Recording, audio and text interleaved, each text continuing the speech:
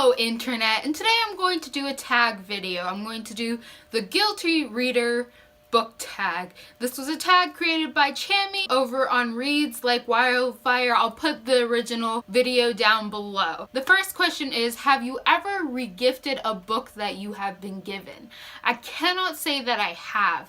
I haven't taken a book that someone's given me and then given it to someone else. However, I have taken a book someone has given it to me and traded it at a tradable bookstore to get some of that in-store moolah to go buy another book that I actually do want. I have done that. I'm too selfish to be giving up my books. If you give me a book, even if I do not like it or I do not care about it in any such way, and I actually do want to get it off my shelves, I will not give it to another person. I will use that book for my own benefit, go trade it in for some cash, and then get another book.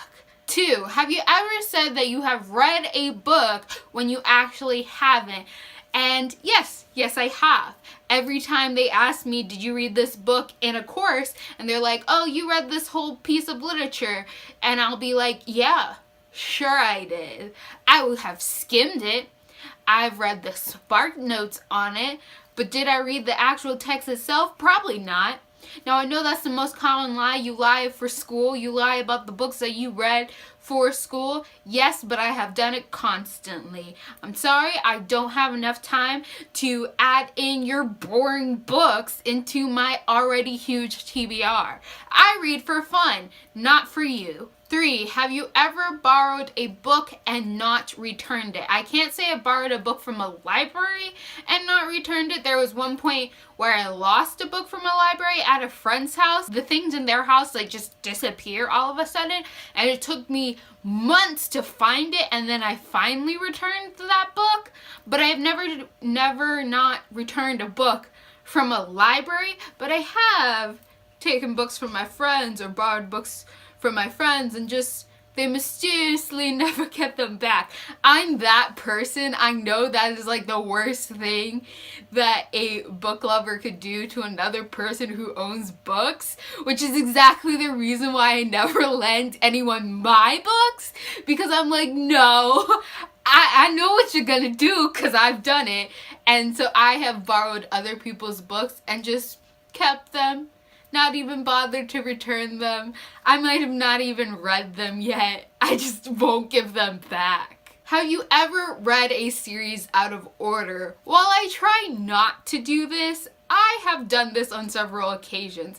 As you may know from watching my book hauls, I have a horrible habit of buying books out of order without knowing it. I'll buy the second book in the series, maybe the third book in the series, because I did not look hard enough to find out that this was the second or third book, and I bought it. Now, there have been only a couple occasions where I've read a series out of order. The most memorable one is the Young Samurai series. I'll put a picture up if I can find it. And this was about a Caucasian boy, and he goes to Edo, Japan, and he becomes a samurai. I lived in Belize, and in Belize they have a chess federation, and if you go to the smaller tournaments, no matter if you win or lose, you get to go to the free book table and you get a free book out of it.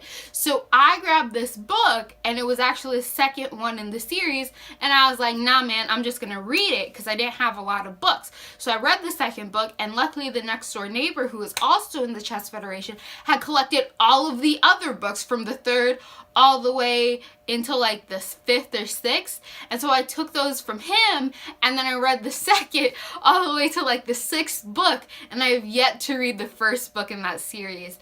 I did a review on a book in this channel called Swimming Without a Net, and I read the second book before I read the first.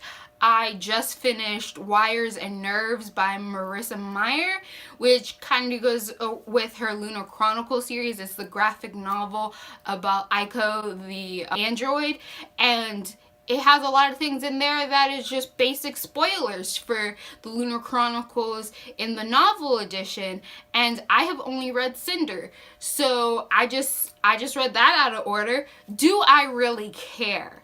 No, not one bit. Next question. Have you ever spoiled a book for someone? Yes. That's why I have disclaimers over all of my videos that I talk about on this channel, on all of the book, like the strict, this is about this one book, I have a disclaimer, because the way I talk about books, I like to give context for why I don't like or why I do like something. I can never be objective, and I want you to understand my feelings and emotions that go into me disliking or liking a book. And I go to friends all the time and I spend hours just telling them about this book I read from beginning to end, all of my emotions in between, why I am angry at this one character, why I'm so touched by this moment. I do try to make sure that the people I talk to about my books have no relation to this book, have no interest in reading this book for themselves at the moment, or they don't know about this book at all. I try to like ask them first before I spoil this book for them, just to be sure that like they don't really care that I'm going to do that. But I definitely spoil things all the time, so I'm not even gonna try to attempt to salvage myself on that one. Next question, have you ever dog-eared a book? Now I think I tried this once when I was younger because I had seen it and I just wanted to try it out, but it makes me nauseous. Dog-earing books just is like abuse to me.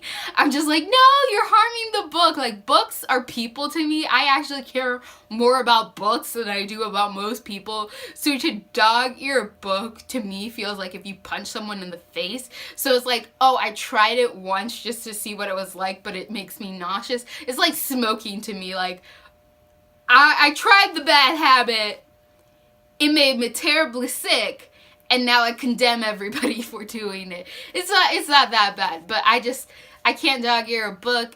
It's hurting the book.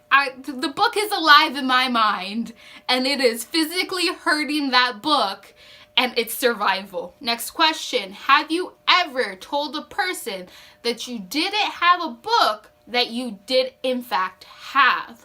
Now, I might have done this. I might have been like, oh no, I don't have that book, just to prevent someone from borrowing it. But I'm actually a lot crueler than that. And I do remember several occasions where someone's like, oh, you have that book, can I borrow it? Like, they know I have the book. I know they know that I have the book. And I'll be like, no, you can't.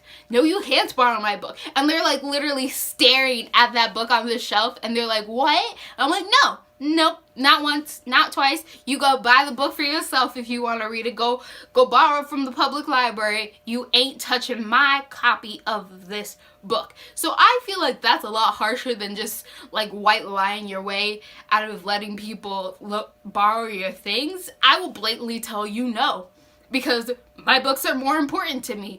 And I'll make you give out a deposit. I'll make you put down a deposit if you want to borrow my book.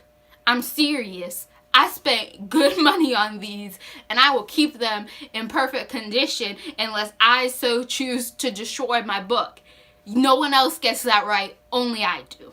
Have you ever told someone that you haven't read a book when you actually have? And not intentionally, no. Sometimes I don't remember certain books, or like they just like blank out. So I'll be like, no, I don't think I've ever read that. But the more that people tell me about this certain book, I'll be like, oh, actually I have. So I don't think that really counts. But like actually lying and saying, no, I've never read that book when I have, I've never done that. I'm not ashamed of the books I read. If I don't want to tell you about whatever book I'm reading for whatever reason, I just won't tell you. I won't lie about it. I just will like omit it or make you talk about something else because I don't want to talk about that subject with you.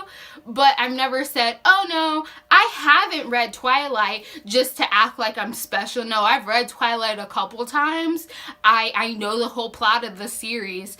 So like I'm not gonna lie to you and say, oh, I haven't read this book. Now, if it's a book I'm supposed to be ashamed of for reading and I've read it, I'm still not gonna lie to you. I'll just admit my feelings. If I like this book and you're telling me it's a piece of garbage, well then too bad. And if I read this book and everyone's saying it's a piece of garbage and I think it's a piece of garbage, I'm not going to pretend, oh, I didn't read it just so I seem like the person who's never witnessed trash in novels, okay? I'll just trash it with everyone else.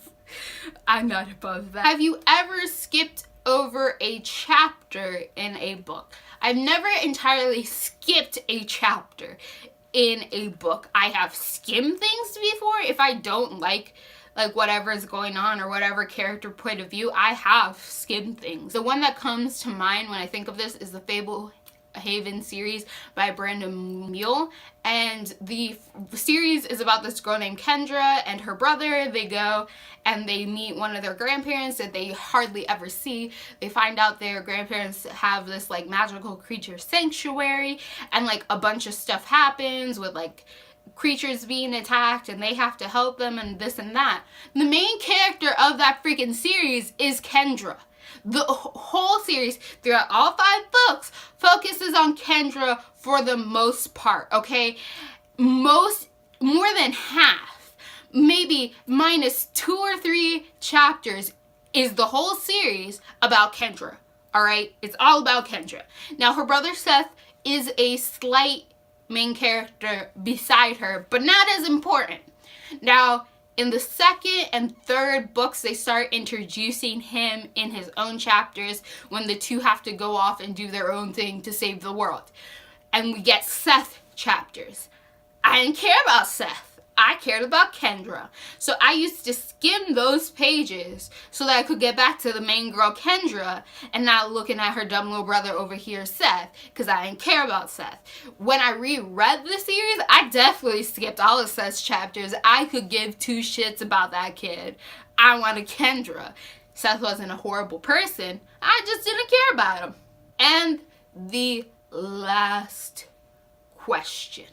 Have you ever bad-mouthed a book that you actually like? And yes, I have. I have definitely bad-mouthed books that I actually liked. Not so much to fit in with like what the main topic is, what the main opinion is, not to bandwagon on, but simply because I liked pointing out the horrible parts of books that I like. I enjoy that just as much as I like pointing out the glorious parts of the books I like. I mean, one of my favorite pastimes is finding plot holes in Harry Potter and just like tearing it to shreds. I love Harry Potter. I love it with all of my being. It is so integral to who I am as a person now.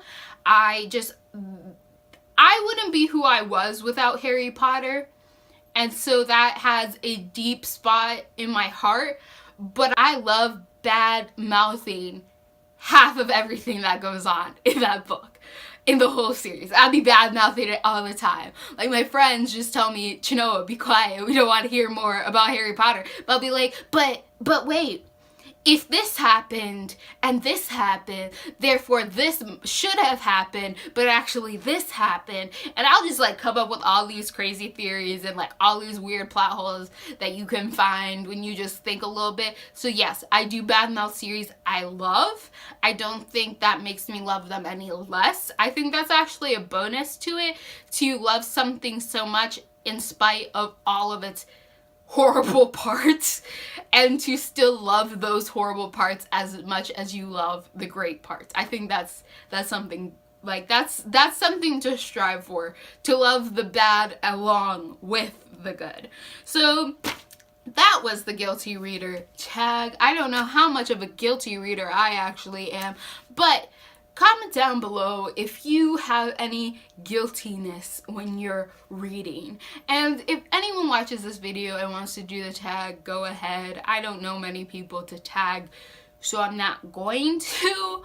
I'm really horrible at making friends, so yeah.